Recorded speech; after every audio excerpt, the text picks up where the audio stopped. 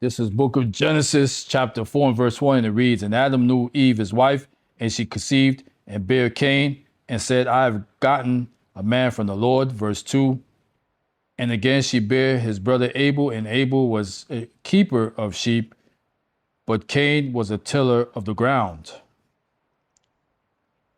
Shalom, shalom. First and foremost, all praises, honor, and the glory shall go to Yahweh, Ba'asham, Yahushai, Ba'asham, Makakodash, Brakatham. Double honor shall go to the apostles, elders, and bishops, a great millstone who continue to teach and to rule well.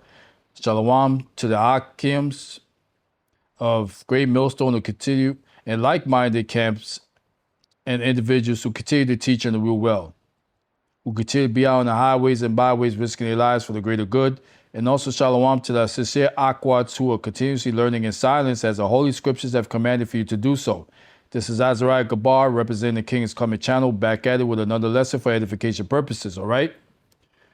So this beautiful lesson today is going to center on sex is marriage, all right? Sex is marriage, point blank, because way too many of our people, and mainly the Akwats or the sisters, have fallen into this okie doke from Esau Edom that marriage consists of A, having to get an engagement ring and getting on his one knee and propose, and then B, when the date has arrived, go to the church in front of another man, a priest that gives permission for them to kiss, for the man to kiss his bride, and then have to run to City Hall to get that marriage certificate. Are you crazy? That's never supported in the scriptures, okay?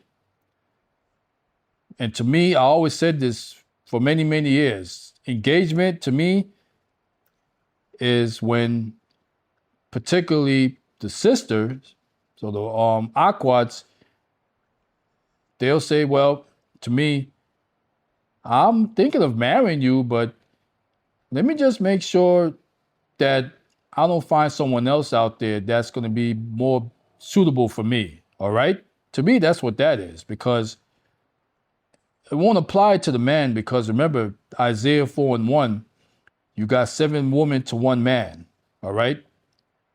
So it really doesn't apply to us. It really applies more to you woman, okay? So I did a Google search, and here was the result. Biblical scripture uses the phrase to know his wife to refer to sexual intercourse, most notably in Genesis 4 and 1. And Adam knew Eve, his wife, and she conceived and bare Cain. The Hebrew word used in these instances is yada, which can also mean to comprehend, understand, or have deep intimacy. But the context, especially in relation to conception, indicates a sexual meaning. The phrase highlights the deeply intimate physical union of a husband and wife. Ooh. All right. So that alone, I should end this lesson based on just that. But I'm going to continue to give more proof. We go to Genesis 2:23, and it reads, And Adam said, This is now bone of my bones and flesh of my flesh, and she shall be called woman because she was taken out of man. Verse 24. Therefore shall a man leave his father and his wife, and shall cleave unto his wife, and they shall become one flesh. Slakia. Verse 25. And they were both naked, the man and his wife, and were not ashamed. Woo! So this is true marriage. When the man and his wife, all right, because let's not get it twisted, it ain't the bati boy thing. Man and wife only. When they're naked and they're getting into that moving and grooving and shaking and baking type of thing, getting busy, being intimate, well, that's true marriage. All right? So Ephesians 5 and 1, and it reads, But be ye therefore followers of Yahweh as dear children. Verse 2. Hold on, Slakia. I'm having a technical problem here. All right, verse 2. And walk in love as Mashiach also has loved us and had given himself for us an offering and a sacrifice to Yahweh for a sweet smelling savor. Verse 3. But fornication and uncleanness or covetousness, let it not be once named among you as becometh saints, and the saints are the Israelites. Once again, verse 4. Neither filthiness or foolish talking nor jesting, which are not convenient, but rather giving of thanks. In verse 5. For this ye know that no whoremonger, nor unclean person, nor covetous man who is an idolater had any inheritance into the kingdom of Mashiach and of Yahweh. Woo! All right. So again, when you women out there wants to be on this engagement concept, all you're doing is becoming whoremongers. And, you know, like the brother Elder Malcolm out in Chicago, he would always say it. They're getting onto the cock carousel. That's what they're doing and becoming whoremongers, jumping from man to man to man. All right.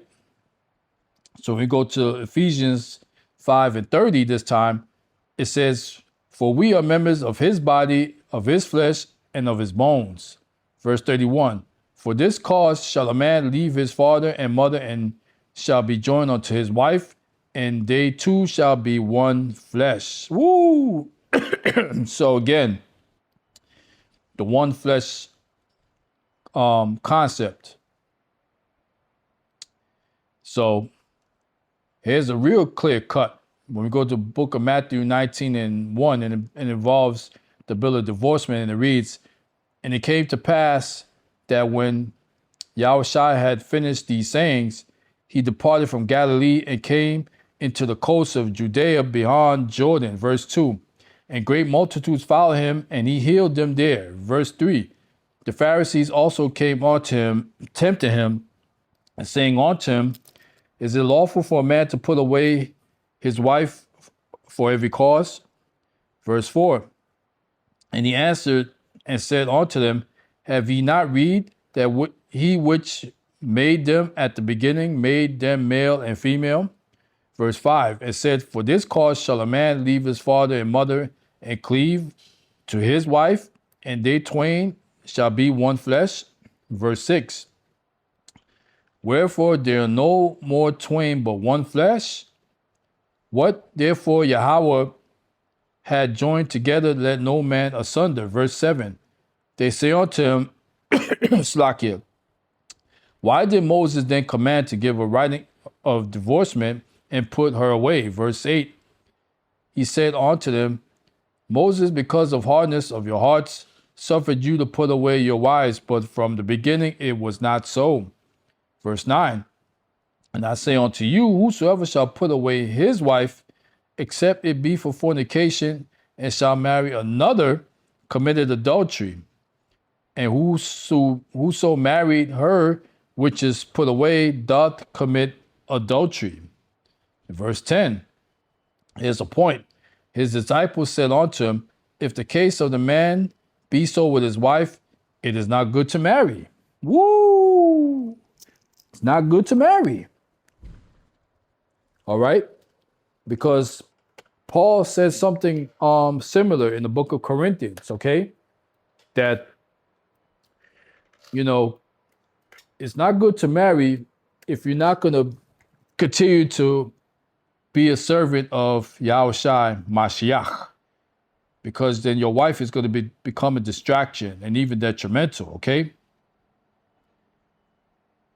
So when we go to the, well, first of all, when I Googled this topic about engagement in the Bible, and it came back saying, no, the Bible does not use the modern words engagement or fiance, but it describes a similar concept of betrothal, a formal agreement to marry that was legally binding and carried significant consequences. The betrothal of Mary and Joseph is described in the New Testament, and the concept of betrothal is also present in the Old Testament, where Yahweh describes his relationship with Israel as a betrato. So in that case, Israel, Yasharallah is the actual bride, and Yahushai is the bridegroom, the husband. Y'all heard? All right, so moving on. 1 Kings 11:1, it reads, But King Solomon loved many strange women together with the daughter of Pharaoh, women of the Moabites, Ammonites, Edomites, Zinions, and Hittites.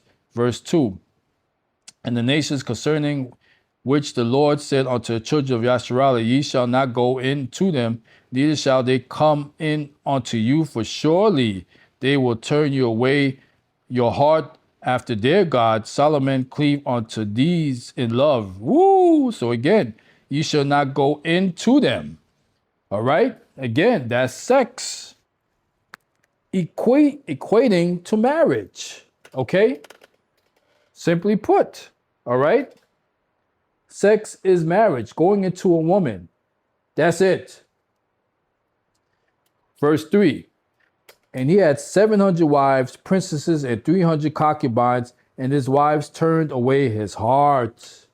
Woo, man. So that's a lot of humping around. Like Bobby Brown said in one of his songs, everybody's humping around, all right? So here's the scripture of all scriptures right now. Book of John 4:15.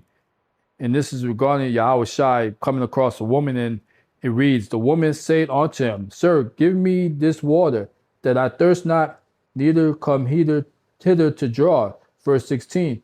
Yahushai said unto her, Go, call thy husband, and come hither. Verse 17. The woman answered and said, I have no husband. Yahushai said unto her, Thou hast well said, I have no husband. Verse 18, For thou hast had 5 husbands, and he whom thou now hast is not thy husband, and that saidest thou truly. And verse 19, the woman said unto him, Sir, I perceive that thou art a prophet. Woo! All right. So let's go into the New Living Translation of that scripture. And it reads, John 4:16. And it reads, Go and get your husband, Yahushua told her. In verse 17, I don't have a husband, the woman replied. Verse 18.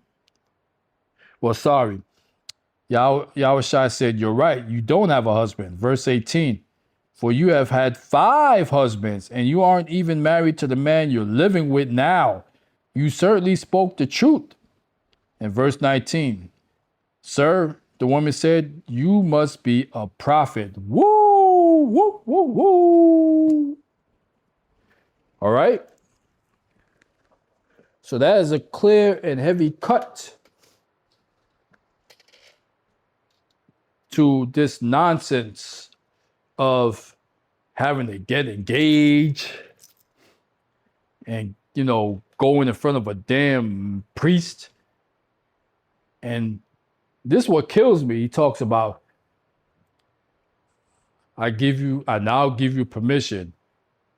You may kiss your bride. Are you kidding me? Please. Ain't no next man gonna give me permission to do a damn thing. All right? The Lord already sanctioned that marriage when you done went up in that woman. You heard? So this is going to conclude this very valuable lesson for today. Hopefully someone truly gets edified from this, especially you Aquats out there. All right? So all praises, honor, and glory shall go to Yahweh, Ba'asham, Yahushai, Ba'asham, Makakodash, Brakatam, Kwam, Yasharallah, Rise Israel. And as always, Lord willing, on to the next video. Shalom.